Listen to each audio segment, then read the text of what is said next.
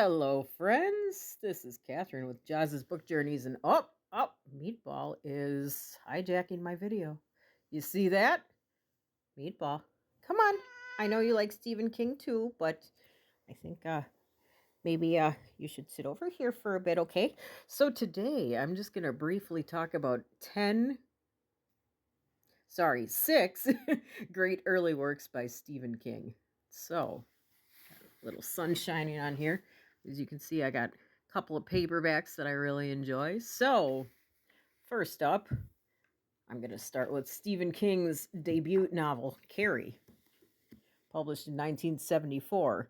Now, this is a great read. Apparently, Stephen King was not happy with the first draft of this, so he tossed it in the trash, and his wife, Tabitha, fished it out and convinced him to send it to a publisher. And luckily, she did, because that's really what jump started his career. If you haven't read this or seen the fabulous Brian De Palma movie from 1976, I suggest you do. It's quite horrifying. It's basically about a girl with telekinetic powers that is bullied by her classmates and under the control of her extremely religious and abusive mother.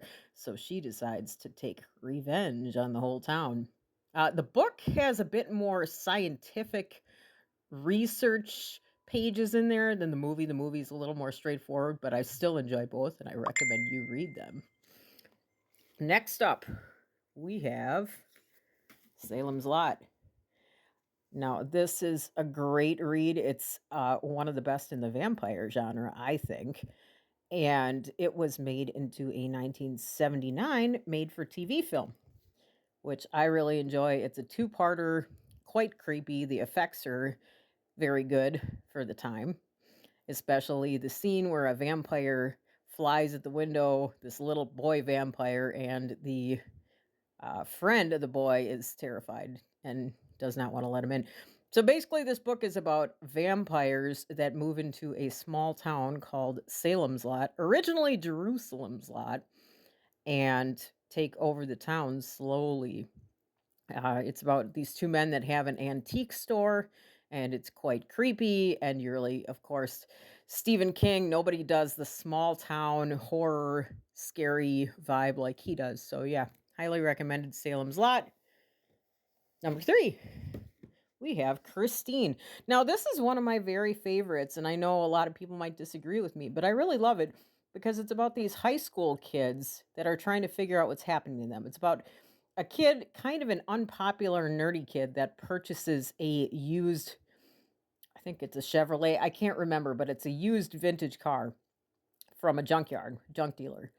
And the car is inhabited by an evil spirit. So basically, the car essentially does all kinds of terrible things and influences one of the characters to become not only kind of good looking and popular, but very mean and callous. So I like the relationship between the high school students. The boy gets a new girlfriend, and it's kind of a cool relationship dynamic between the uncool guy, the friend, and the uh, the girlfriend, and the parents in the town. And I quite enjoyed this. This was made into a movie in the early 80s. I think it was 83. I never saw the movie. It's on my list to watch, but definitely check this one out. This is a good one. Number 4, we have Cujo. This, I think, is really one of Stephen King's best works. He doesn't meander. I love Stephen King, but he is definitely guilty of meandering, kind of going on and on, digressing. He doesn't do it in this book. This is a pretty straightforward story, and it's about a rabid dog. This poor dog, somebody's pet that gets bitten by an animal infected with rabies, and I think it's bats. I think he goes into a bat cave, and one of the bats that bites him has rabies. So as a result, he becomes rabid and starts terrorizing the town, and all kinds of awful things happen. But it's about more than that. It's about the breakup of several marriages, just about the discontent of the marriages. The one woman is in an abusive relationship and wants to leave her husband. There's a little backstory about this serial killer in the small town that once lived there. So I really like it. It's a very straightforward read. And the ending has a really tragic twist that I actually didn't see coming. So this was also made into a movie in the early 80s, which I never watched either. But these are definitely on my list to check out. So yeah, definitely read Cujo. I loved it. I really think it's one of his best books. Number 4, and I'm sure most of you are familiar with the 1980s Stanley Kubrick adaptation of this book, The Shining. Basically, a recovering alcoholic, his wife, and his son, who has psychic abilities, um, stay in a haunted hotel over the winter. The man gets a job as the Overlook Hotel's caretaker and discovers that the hotel is hiding quite a bit of dark secrets and possibly lots of evil spirits. And bad things start to happen to them. The psychology of the book is great. Basically, the hotel brings out especially the main character, Jack Torrance's baser instincts. Now, Stephen King did not like the Kubrick version because there are quite a bit of differences.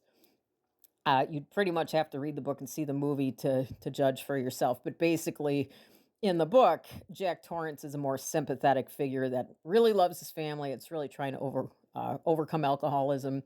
In the movie, Kubrick paints Jack Torrance, played wonderfully, absolutely fantastically by Jack Nicholson, and just portrays him as a mean, cold, angry, bitter guy that just sees his wife and his son as a total nuisance. So, anyway, I would say read the movie. Read the movie. Read the book and watch the movie, or watch the movie and read the book. Either way, they're both really wonderful. And lastly, we have Night Shift. This is Stephen King's first short story collection, published in 1978. And it contains a lot of gems, such as Jerusalem's Lot, the first story, which became the basis for Salem's Lot, his later, I think it was a later novel and movie adaptation about vampires in a small town. And it also contains other stories, such as The Mangler, about a laundry appliance gone wild, Graveyard Shift, very, very creepy story about rats in a warehouse, Quitters Inc., that's a good one about a man trying to quit smoking and unable to do so, and he basically incurs a lot of the consequences. So, yeah, it's chock full of great stories. I really like it. I think it's one of his best short story collections. That and Skeleton Crew, which was published in 1985. I would say that gets an honorable mention because I suppose it's still considered one of his early works.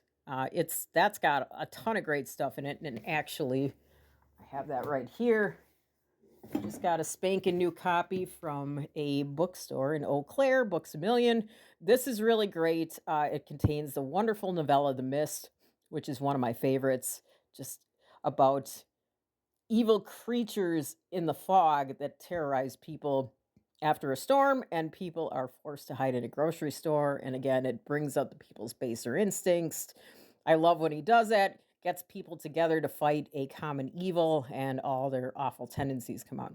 So it's got The Mist, it's got The Monkey, about a toy monkey that terrorizes its owner, The Jaunt, about a space voyage from hell, a lot more. Grandma, that's a creepy one about a grandmother. I won't say any more than that, but The Raft, another beach horror story, and Survivor Type. I don't even want to tell you what that's about, but it's pretty disgusting and great. So, if you enjoy any of these novels, please comment below. Or if you enjoy other Stephen King books that are newer, comment below. Frankly, I haven't read all that much Stephen King beyond the 90s, so I'm always looking for more suggestions. I think he's a fabulous writer. He's written so much, and I am always looking to read more of his works. So until next time, keep reading. Bye for now.